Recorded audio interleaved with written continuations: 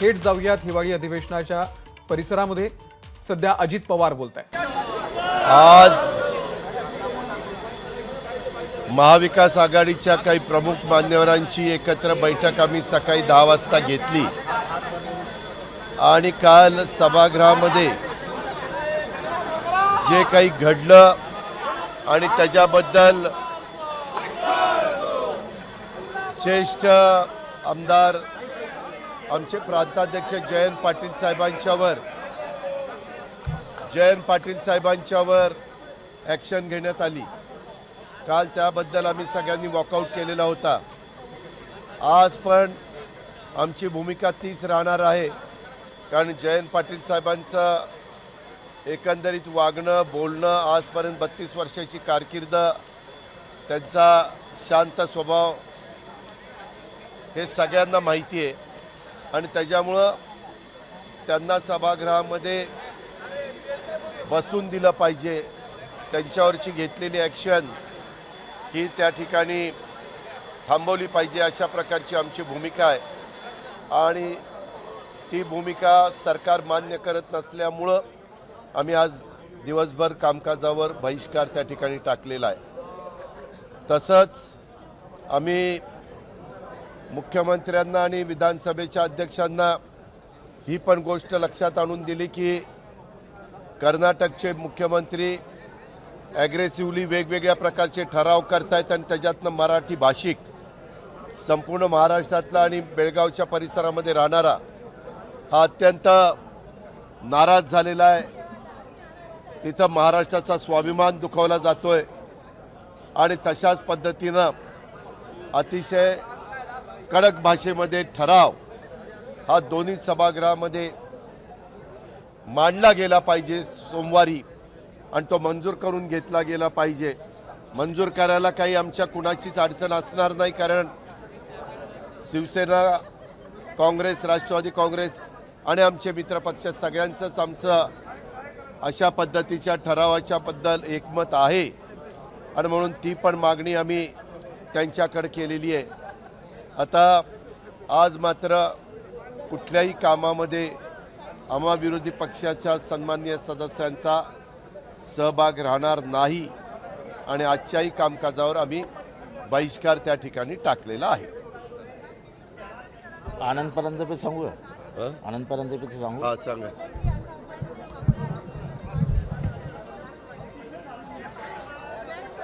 अरे तुम्ही काय बोलला मला काहीच ऐकू आलं नाही।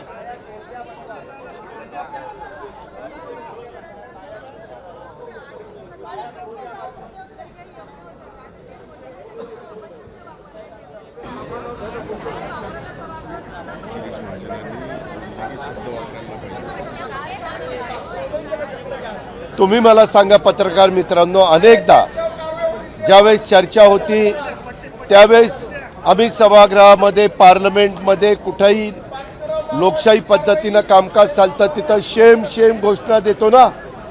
शेम शेम शेम शेमचा मराठी अर्थ काय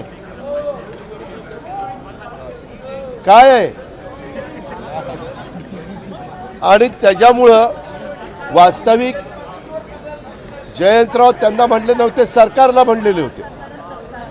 सरकार निर्लज्जपणाने वागतंय, एकतर्फी वागतंय अशा पद्धतीनं म्हटलेले होते, परंतु त्यांनी जयंतरावांना अडकवण्याच्या करता जयंतराव विधानसभा अध्यक्षांना म्हटले, अशा पद्धतीनं त्याला रंग देण्याचा प्रयत्न केला आणि बहुमताच्या जोरावर आमच्या पक्षाच्या प्रांताध्यक्षांना एका सिनियर नेत्याला, सिनियर आमदारांना त्यांनी त्या ठिकाणी निलंबित केलेलं आहे।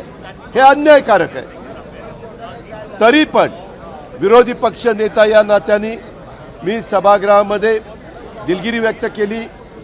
दोन्ही बाजूच्या कुठंही कुणाची त्या बाबतीत लोकशाहीची मूल्य पायदळी तुडवली जाणार नाही आणि जी आयुध आहे त्याचा व्यवस्थित वापर करून महाराष्ट्रातल्या तमाम जनतेला न्याय देण्याचीच भूमिका ही विधिमंडळाची असली पाहिजे, हीच आमची भूमिका आहे। आम्ही ती मांडली, आम्ही तिथं अजिबात अक्रार विक्रारपणा केला नाही हे आम्हालाही समजतंय आणि त्याच्यामुळं आमची अपेक्षा आहे की त्यांना सभागृहामध्ये बसायला त्यांनी परवानगी द्यावी. ते देत नाहीत म्हणून आम्ही सगळ्यांनीच त्या कामकाजावर बहिष्कार टाकला.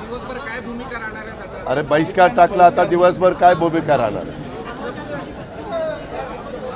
मला एक महत्वाची बातमी तुमच्या कानावर घालायची आहे की काल ठाण्यामध्ये आंदोलन झालं आणि दिल्लीचे मिंदे एकनाथ शिंदे अशा घोषणा देण्यात आल्या. त्या घोषणांवरती 8 पोलीस स्टेशनमध्ये गुन्हे रजिस्टर झालेत. 8 पोलीस स्टेशनमध्ये. आता हे गुन्हे आमच्या माहितीप्रमाणे मुंबईतनं आणि मुख्यमंत्री कार्यालयातनं कमिशनरला फोन गेल्यानंतर त्या पोलीस स्टेशनला गुन्हे रजिस्टर करण्यात आले. आमच्या असं कानावर आलंय, आमचेही गुप्त मित्र आहेतच ना पोलिसांमध्ये, की त्यांना अटक करण्याचा संभव आहे. मी आज या सरकारला सांगू इच्छितो की आम्ही गांधींची मूल्य मानणारी माणसं आहोत. हे अटक फटक चटक चवळी चटक यांना काय आम्ही घाबरत नाही. ह्या फासावर तर लटकवणार नाही ना तुम्ही. म्हणजे तुम्ही भ्रष्टाचार करायचा, भूखंडामधले पैसे खायचे, 2 कोटीचा 83 कोटीचा भूखंड 2 कोटीला द्यायचा, गुन्हा करायचा, हायकोर्टात सांगायचं हो माझी चूक झाली, आणि परत any crime done by mistake is not innocence. हा कॉमन लॉ पॉइंट आहे. Any crime done by mistake is not innocence. मला सांगितलंच गेलं नाही असं मुख्यमंत्री कधी म्हणूच शकत नाही. तेव्हा तुम्ही भ्रष्टाचार केलेला आहे, आम्ही त्याच्याविरुद्ध बोलणार. आनंद परांजपे आजही ऑफिसमध्ये आहे, तुम्ही त्याला अटक करा. महाराष्ट्राच्या जनतेला कळेल की भ्रष्टाचाराविरुद्ध जो बोलेल त्याला आत टाकलं जाईल.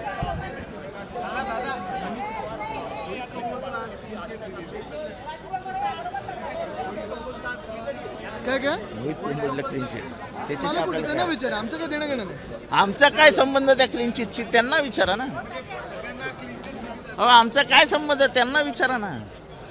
चव्हाण सर, मला एक गोष्ट सांगायची की हे लोक कशी गैरसमज पसरवतात आणि दहचा मा करतात. आता काल त्यांच्यातल्या काही सभासदांनी आमदारांनी घोषणा काय दिल्या, एयू म्हणजे कोण, त्याच्या संदर्भामध्ये अनन्य उदास असं स्पष्टपणे दिशानी सांगितलेलं आहे. नाही रिया चक्रवर्तीने सांगितलेलं, मला माफ करा, रियानी सांगितलेलं आहे. ते म्हणले की ती माझी मैत्रीण आहे. म्हणजे कुठं काय करतील आणि कारण नसताना एक समाजामध्ये गैरसमज, संभ्रमावस्था आणि लोकांच्या मनामध्ये शंका निर्माण होतील अशा प्रकारचा केविलवाना प्रयत्न जो चाललाय तो अक्षरशः बालिशपणा आहे. मला या सगळ्या गोष्टीची त्यांची कीव करावीशी वाटते आणि त्याच्यात केंद्रीय मंत्र्यांच्यापासून सगळे त्याच्यात इन्व्हॉल्व होतात. ही अक्षरशः लोकशाहीची थट्टा आहे.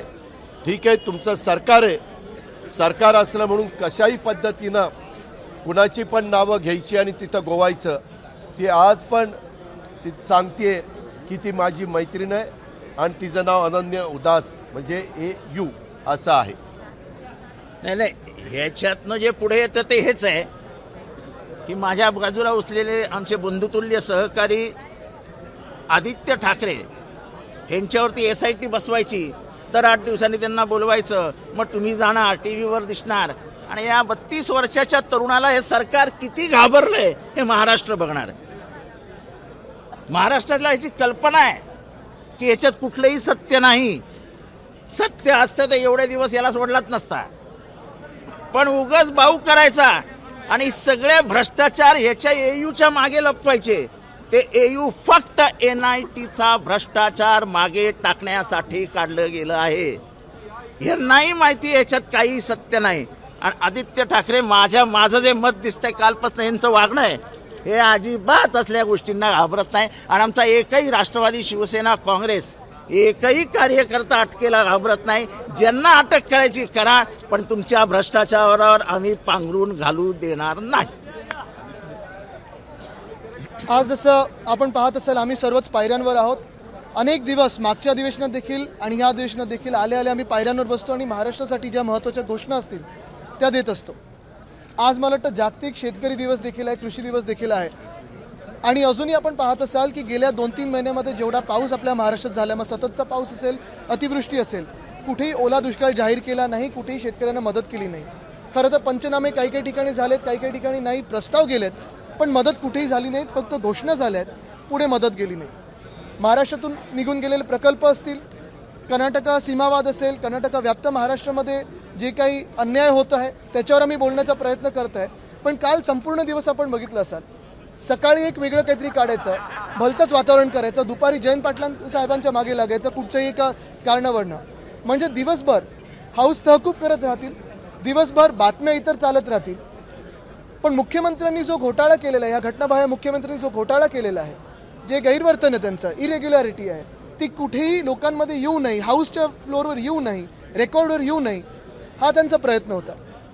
आम्ही ज्या बाजूला बसतो विरोधी पक्षामध्ये, तिथे सगळे दिग्गज नेते आहेत, अनेक वर्ष त्यांनी या सदनात काम केलेलं आहे, अनेक वेगळी पदांवर राहिलेले आहेत.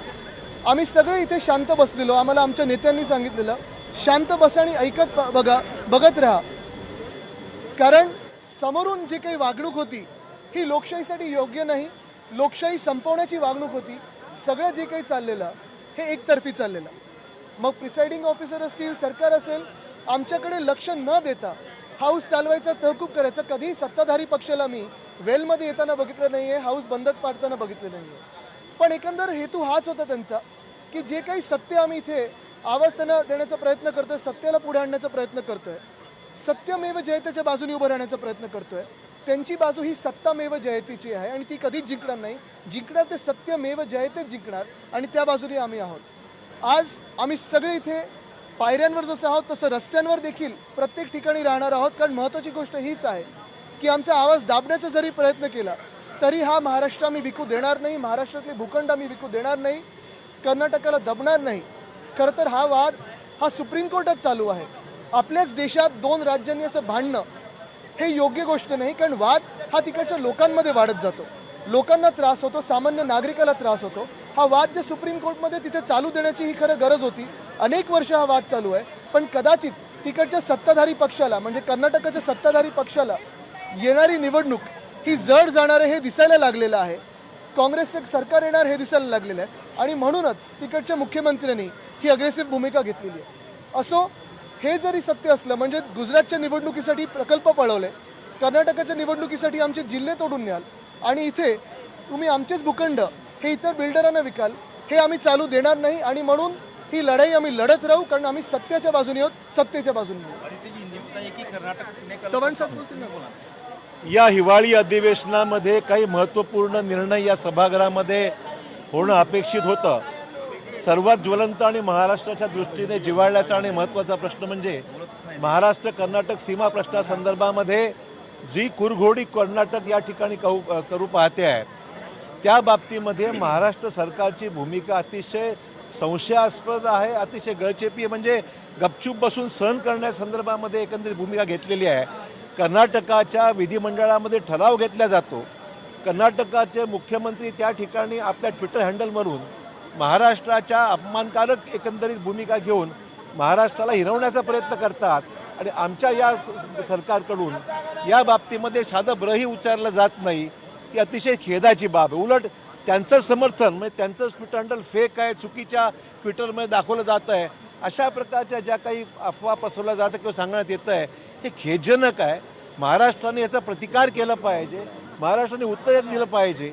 आणि आपण काल जे पाहिलं, सभागृहाच्या चर्चेचा दर्जा एवढा खालावण्याचा प्रयत्न खाली चाललेला आहे की काल जयंत पाटलासारख्या एका ज्येष्ठ सदस्याला एखाद्या किरकोळ विषयावर घेऊन त्यांना निलंबित करणं जणू घाटच या सरकारने घातलेला होता असंच म्हणावं लागेल. की विनाकारण त्यांना निलंबित करायचं आणि एका ज्येष्ठ सदस्याला बोलण्यापासून रोकायचं, हे जे काही चाललेलं आहे हे महाराष्ट्राच्या लोकशाहीला काळिमा फासणारी अशी बाब आहे. आणि नको ती प्रकरणं उकळून काढायची आणि त्यातून ज्या गोष्टी CBIने किंवा स्थानिक पोलिसांनी त्या बंद केल्या, क्लोजर ज्याचं झालेलं आहे ते पुन्हा काढून काहीतरी शुल्कास मागे लावणं, हे निश्चितच अशोभनीय बाब आहे. होऊ द्या, सभागृहात चर्चा होऊ द्या, लोकशाही मार्गाने निर्णय होऊ द्या, पण तेही करायचं नाही. आणि अशा पद्धतीने महाराष्ट्राचं नुकसान करायचं, महाराष्ट्राचे उद्योग, महाराष्ट्राचा रोजगार हे सगळेच विषय महत्त्वाचे असताना आज जागतिक शेतकरी दिवसानिमित्ताने ते काहीतरी होणं अपेक्षित होतं. काही महाराष्ट्रात होऊ द्यायचं नाही आणि जे बोलत आहेत त्याचा आवाज दाबण्याचा प्रयत्न जो होतो आहे तो निषेधार्ह आहे. देखिए कल महाराष्ट्र सीमा प्रश्न के बारे में जो रवैया महाराष्ट्र की गवर्नमेंट ने अपनाया है वो बहुत ही खेदजनक है. कर्नाटक की विधानसभा में वहाँ पर रेजोल्यूशन पास किया जाता है. कर्नाटक मांगती है कि महाराष्ट्र की कोई ज़िले उनके पास लेने के बारे में बात करती है. कर्नाटक के मुख्यमंत्री वहाँ पर ट्विटर हैंडल पर महाराष्ट्र के बारे में अनाप शनाप चीज़ें कहते हैं, बोलते हैं और हम यहाँ पर महाराष्ट्र की सरकार चुप बैठी हुई है. उल्टा उनको समर्थन करते कि उनका ट्विटर हैंडल शायद फेक है या गलत ट्विटर हैंडल का इस्तेमाल कोई कर रहा है. ये बातें ठीक नहीं है. आज हमें अपेक्षा थी कि महाराष्ट्र के बारे में कल जयंत पाटिल जैसे एक ज्येष्ठ हमारे सदस्य को निलंबित किया जाता है. बहुत ही मतलब गलत कारण इसके उनका निलंबन किया जाता है. तो मैं समझता हूँ ये अपोजिशन की आवाज़ दबाने का प्रयास है. ये निश्चित गलत है, निषेधार्ह है और हम समझते हैं कि इसके बारे में आज हम लोगों ने तय किया है कि सभागृह में जाएंगे नहीं, कि वहाँ बोलना ही नहीं देते हैं. निष्पक्ष होकर जो बातें वहाँ होनी चाहिए वो सरकार की ओर से दबाई जाती है. ऐसे सभागृह में जाकर मतलब क्या है. इसीलिए हम सब ने फैसला किया है कि सभागृह के बाहर हम रहकर उसका निषेध व्यक्त करेंगे. यामध्ये मला एवढंच सांगायचं आहे, काल कर्नाटकचे मुख्यमंत्री म्हणले ना 1 इंच पण जमीन देणार नाही. सुप्रीम कोर्टाचा निकाल आमच्या बाजूने लागू द्या, 1 इंच देखील जमीन तुमच्या भागात ठेवून देणार नाही. हा पण माझा त्यांना इशारा आहे, लक्षात ठेवा. कर्नाटकला घाबरणाऱ्या या महाराष्ट्र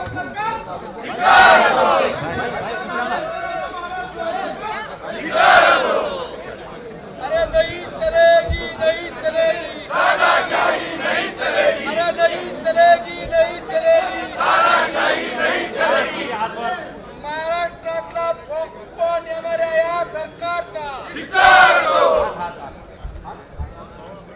नहीं चलेगी, नहीं चलेगी धिक्कार असो. कर्नाटकच्या सरकारसमोर गुडघे टेकणाऱ्या या सरकारचा धिक्कार असो. मराठी मानवांचा अपमान करणाऱ्या देवेंद्र फडणवीस आणि एकनाथ शिंदेचा धिक्कार असो. एबीपी माझा, उघडा डोळे बघा नीट.